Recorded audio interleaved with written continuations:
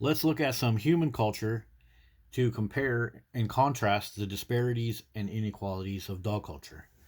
Here we have a story about a couple on the beach that allegedly got drunk and allegedly neglected their children. So, in this story, they make a very strong effort to demonize these two people. They say that the beer cans were strewn all over the place. They claim that 911 had to be called. The children were found at a motel pool somewhere. So, and there's several stories all over the internet. It's being talked about on Facebook. Everyone is lining up to trash these parents for child neglect. Just a quick look at some of the comments. What people say: these people don't need any children. So they're just lined up to trash these two people right here. And what do they say? Disgusted. So these people are really, they're ready to be handcuffed, thrown in the back of the truck. I guess they're going to give their kids to somebody else, whatever, I don't know. But this is the way our society is ready to just pounce on these parents. And so, can you guys imagine, what if this was a story that involved dogs instead of kids? Let's just say that these people had a pit bull that ran away, bit a couple people, broke the leash. Everybody on this beach would be lined up to save the little precious beagle or pit bull or corgi, bring him back to his owner. They would be putting pictures of themselves on Facebook. Look, we found a stray dog and returned him to his owner. Look at this. Everybody would be running around to pet on and touch and capture the little stray dog. But as this story goes, the people saw the man and woman drinking, they saw the kids being left alone, and then they called 911. So right away, pow, somebody called 911. The cops are out there right away. They're ready to handcuff these people, toss them into the truck. But what if it was a dog? If it was a dog, they would call animal control maybe 100 times. They would wait until somebody was killed for animal control to come out. Such as this case that's about a year old now. There were over 100 calls to animal control about these pit bulls running stray in the neighborhood. They didn't do anything about it. Eventually, they had to have firefighters swinging axes to fight off pit bulls. Meanwhile, a man died on the sidewalk. So, where is the immediate response when it comes to all these dog attacks that happen? In this case I'm showing you right now is not rare by any means. Animal control, humane society, police departments, they won't come out unless somebody's dead. If a child is being endangered by an off-leash dog, these people won't come out to do anything. But in this case, all of society is lined up to demonize this couple, and that doesn't help anything. If these people made a mistake, then you got to band together and help them, because at the end of the day, they have two human children that they're responsible for. And demonizing them and throwing them into the law enforcement system really isn't going to help. Any of these people over here could have grabbed those kids and said, hey, your mom and dad passed out. Why don't you hang out with us for a couple hours? Any of these people over here could have went and got a tub of ice water and threw it on mom and woken mom and dad up. Calling the police and getting these people in trouble, that's not going to do them any good in the long run. And another thing, they say that the children were at a nearby pool at a motel. Is there a chance that mom and dad here told the kids, hey, if anything happens to us, if we get separated, go back to the motel? Maybe that was the motel they were staying. There's so many considerations for these parents. Yeah, they should be reprimanded. They should be given a chance to do better. I mean, I'm not saying that they should let their kids just run free, but there's so many considerations we can do to help these parents, because just taking their kids away from them and throwing them in the laps of some other parent isn't going to solve the problem. We should band together as a society to help these parents. But we don't do that. But when it comes to dogs, we do. So let's just say then that they take those kids away from those parents because they fell asleep on the beach for a couple hours, and give those kids to a child protective services home. Well, child protective services has put kids into homes that have dogs, and in this case it was a pit bull. So taking kids away from parents for a slip up like this, where the kids just ended up in the pool and the kids seem to be fine, that's not a solution. And the fact that we put kids into temporary homes and then have them mauled by the dogs that are in those homes proves this. This is the mom and dad of the child. So supposedly this mom and dad in this story, supposedly they were, your typical, oh, those are child neglectors, we got to take their kids away. And they put their baby in a home, and their baby was mauled by the pit bull in that home. So where are the charges for child neglect against Child Protective Services? Where are the charges for child neglect against the pit bull lobby, against all of these services that push pit bulls and other dog ownership as some kind of cure for anxiety and perfect buddy for your kid? Where are the neglect charges for those people? When they talk about the couple on the beach in the original story I'm talking about, they interview this guy. And he just goes off, raising his voice, talking about, we can't wake those parents up. That's so bad. That actually applies to dog culture. Dog culture is the one that needs to wake up. Your kids are being mauled on a daily basis, sent to the emergency room, being intubated inside of hospitals, not knowing if they will live or not. Yet you will round up all these resources to throw some parents in jail, take their kids away from them, with little to no consideration. So here's another shot of the beach that they were sleeping on. What is really the big deal? Where did these kids go that were so dangerous?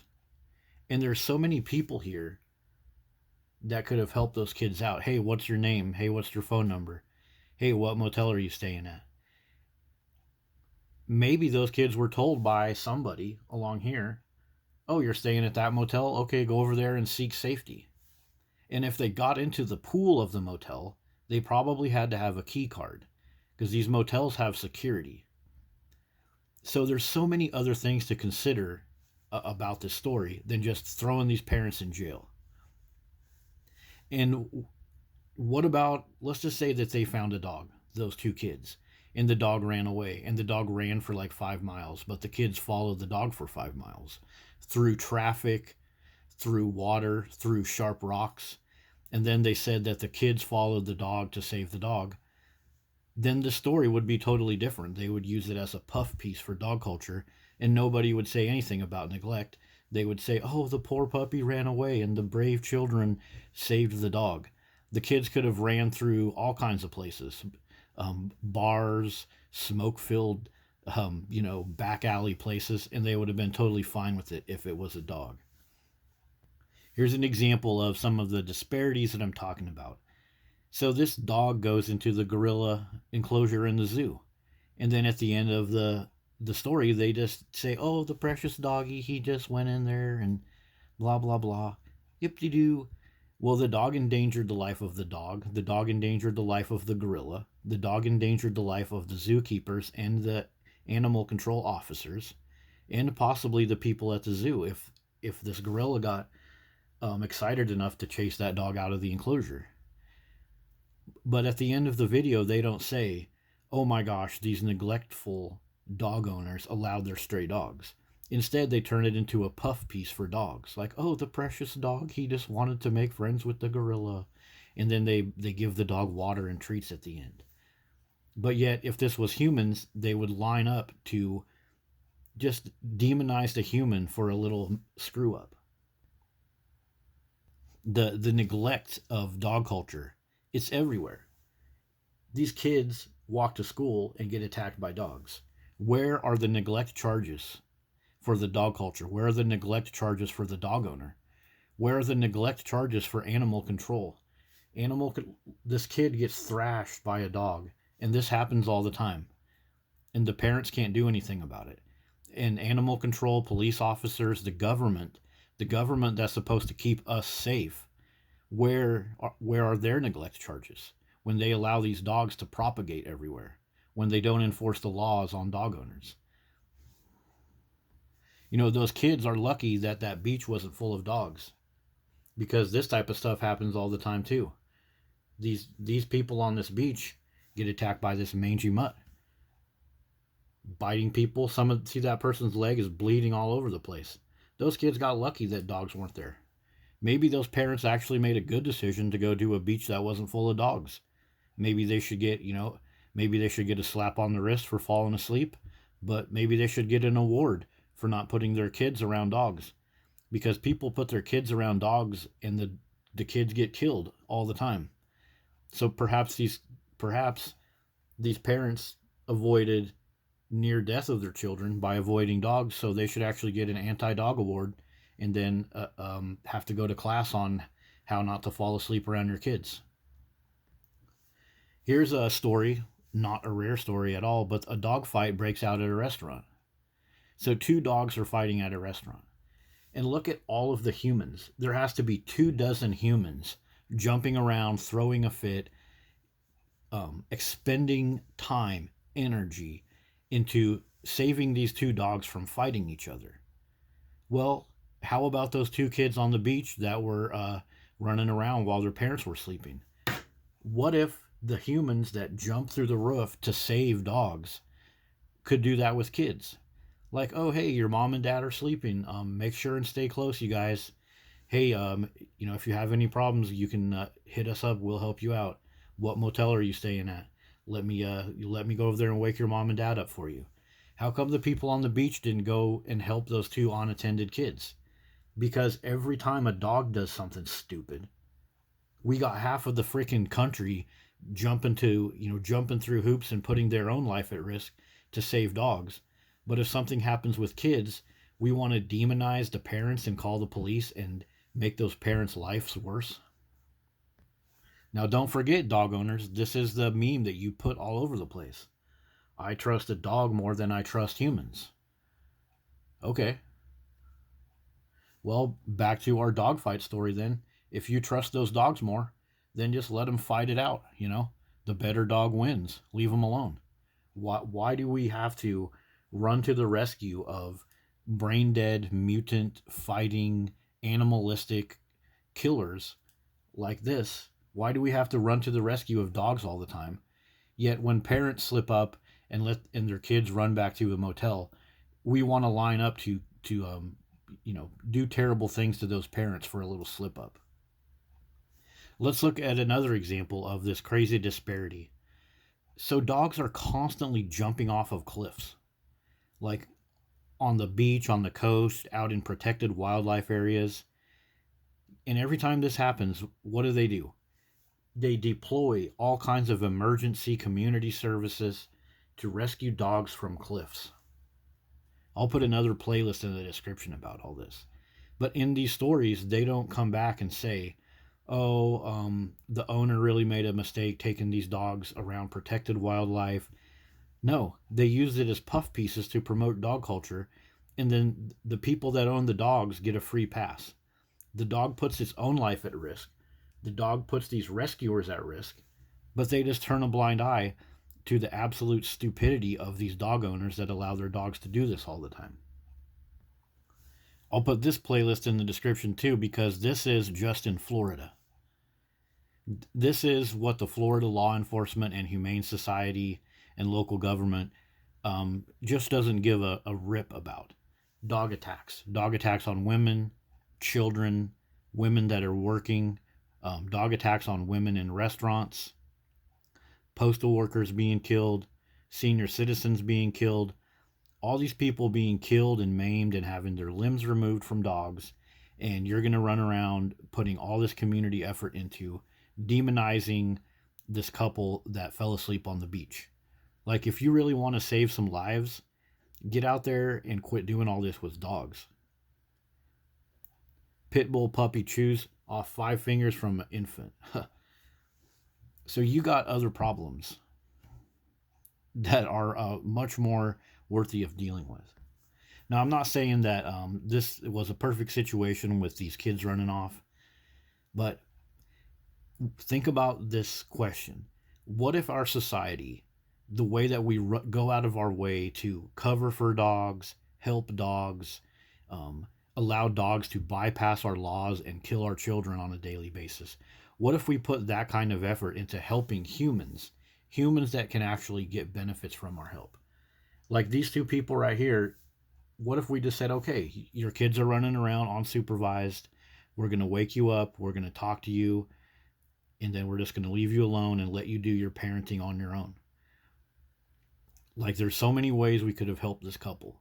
Demonizing them and making a big story, acting like they're so terrible, that's not going to do any good downstream.